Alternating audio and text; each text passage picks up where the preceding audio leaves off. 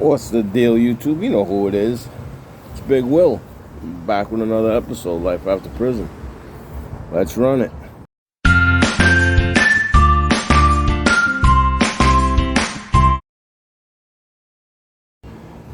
Salute YouTube. What's up, people? You know who it is. So, you know what I hear all the time when I see YouTube videos about prison? People have made comments in mine that they wish that their brother or nephew, they wish their cousin or kids would see it. These videos, because they're getting into trouble and stuff. The problem with a lot of kids nowadays is that even with these videos, they find them as a joke. You know what I'm saying? Even with going through with the Scared Straight programs, kids that have been through these programs, they don't really take it serious because they know the inmates can't touch them, right? So when you get a group of inmates, some of them over exaggerate, right? And they try to make it seem worse than what it is. Okay, so when kids go through these programs, they get a bunch of guys or women in their face screaming at them, right? And when you get to prison, that don't happen.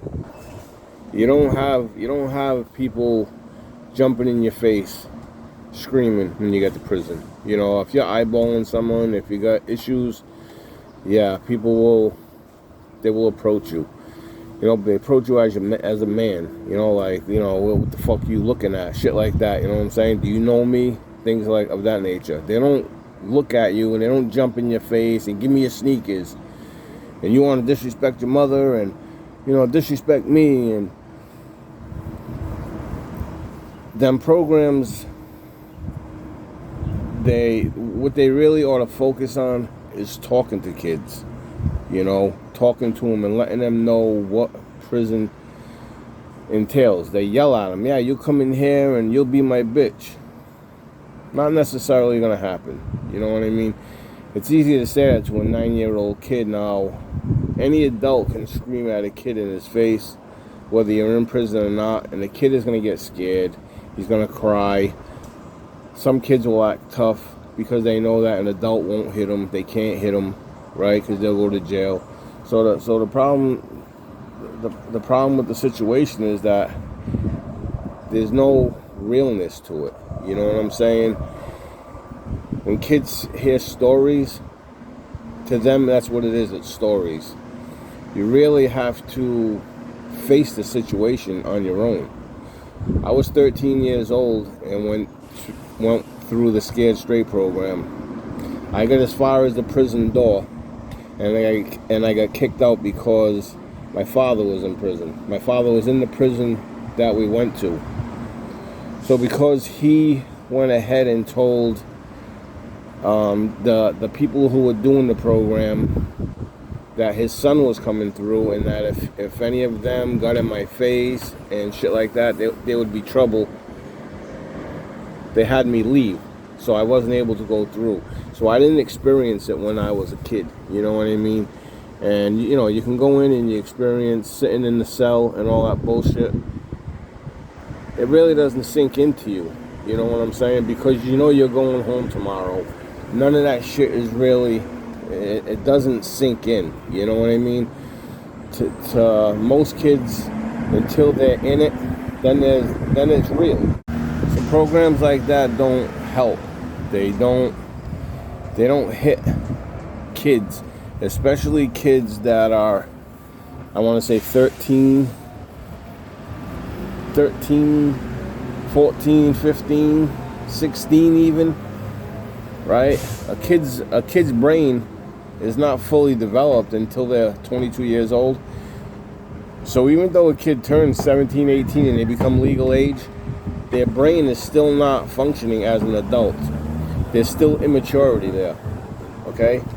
Now, when you add drugs and alcohol into the mix, your brain stops growing at the age that you start using drugs and alcohol. Okay, when you start using it on a regular basis, your brain stops growing then. So you usually stay at that mature level until you are clean and sober for years, until you get your mind on the right path to life, until you become old enough to realize that you're not a kid anymore. Once your brain hits the level of matureness that it needs to understand that you're not a kid and doing the things that you do are wrong. Now, with that being said, people still, as adults, make the wrong choices. It's not so much that they're bad people. The problem is this. You add the economy nowadays. You add the fact that people get out of prison and they can't get a job because they're felons. You add into the mix that their pride gets in the way, right? A lot of men can't see, or they don't want to work at McDonald's, right? For the simple fact that they got this persona that they have to portray to women and people around them, okay? Like, they don't want to show their neighbor that they're 45 years old working in McDonald's. Why? The immaturity is still there in their brain, right? And they got to show that they are superior. They can't accept the fact personally that they work at McDonald's. And the thing is this, everybody has to start somewhere. When you get out of prison and you have no skills, you have nothing going for you except for the fact that you're a man, then your ego gets in the way. You have to show and prove to someone that you've been in jail for years, you're a convict. Don't mess with you, because if you do, there are going to be precautions. People need to realize that you have to have self-control. You have to know inside personally who you are, right? Get comfortable with the fact that not everybody has a silver spoon. Not everybody was born into a rich family. Not everybody has the life of being able to do nothing, okay? And then even people of that magnitude, people who do live that life and they are spoiled and their family are rich and stuff, you know what? Then they think they're entitled. So when they fuck up, if the lawyer can't get them out and they have to go to jail, they want to buy their way around jail, right? So they pay off prisoners and they do things like that.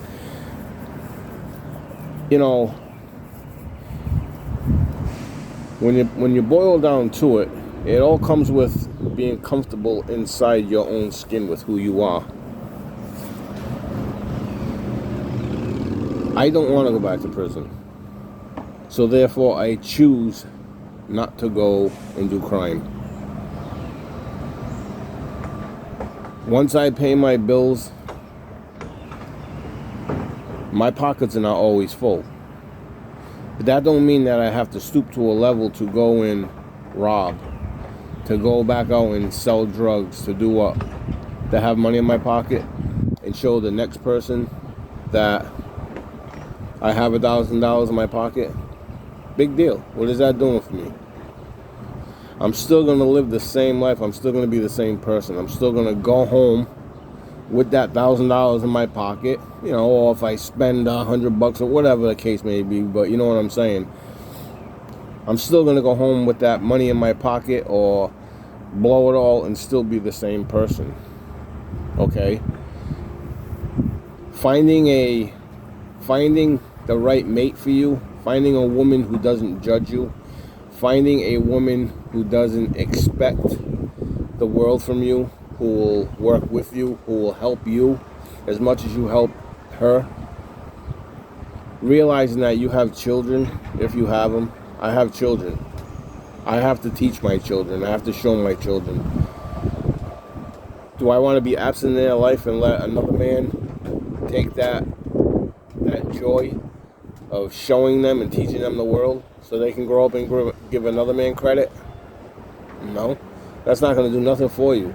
But inside, it's going to make you resent yourself, which entails going to turn you to do crime because you don't care. You feel you have nothing to live for, so you're back in prison. There are programs out there, okay?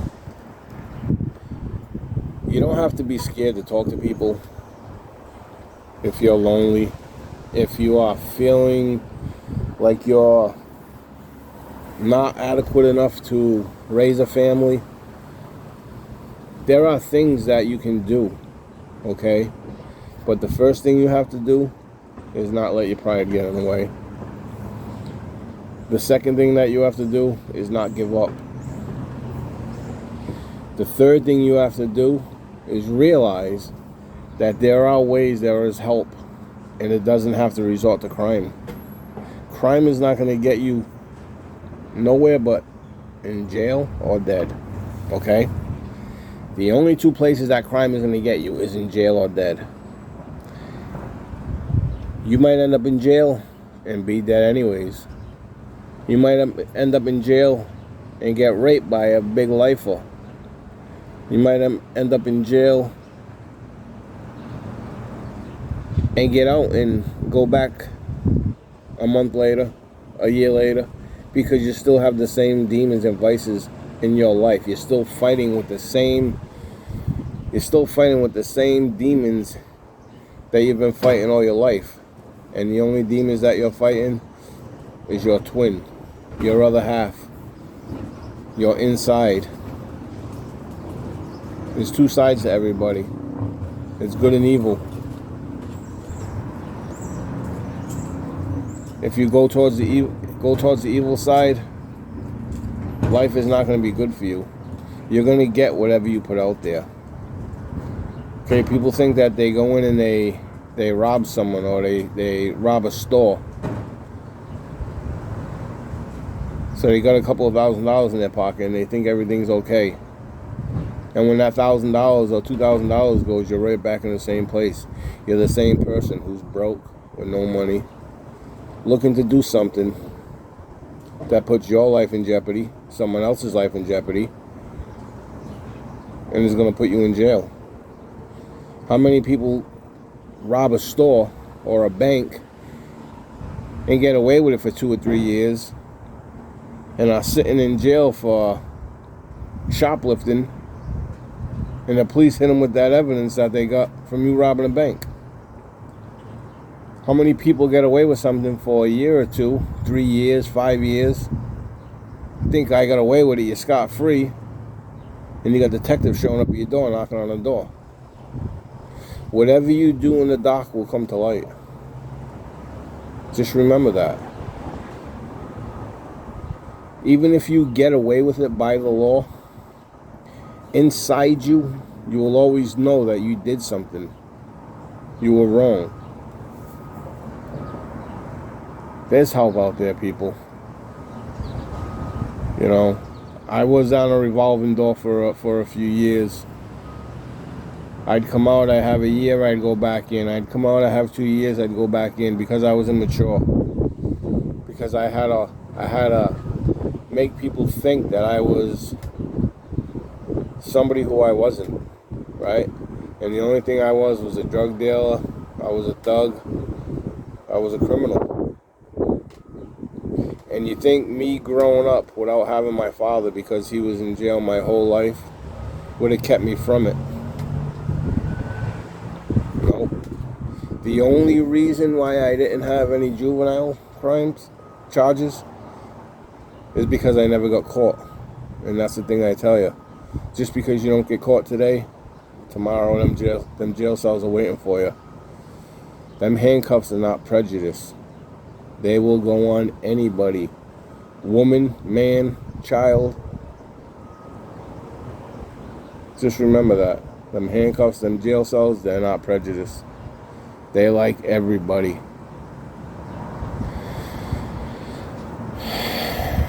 Just do the right thing, people. Be positive. Stay positive. Do the right thing. And right things will happen for you.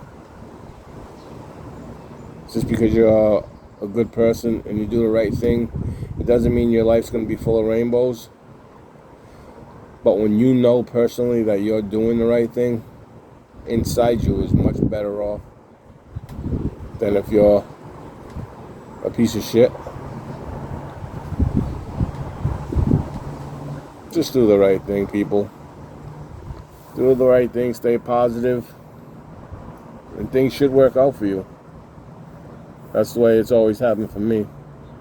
And although my life ain't full of roses, at least the roses ain't dead.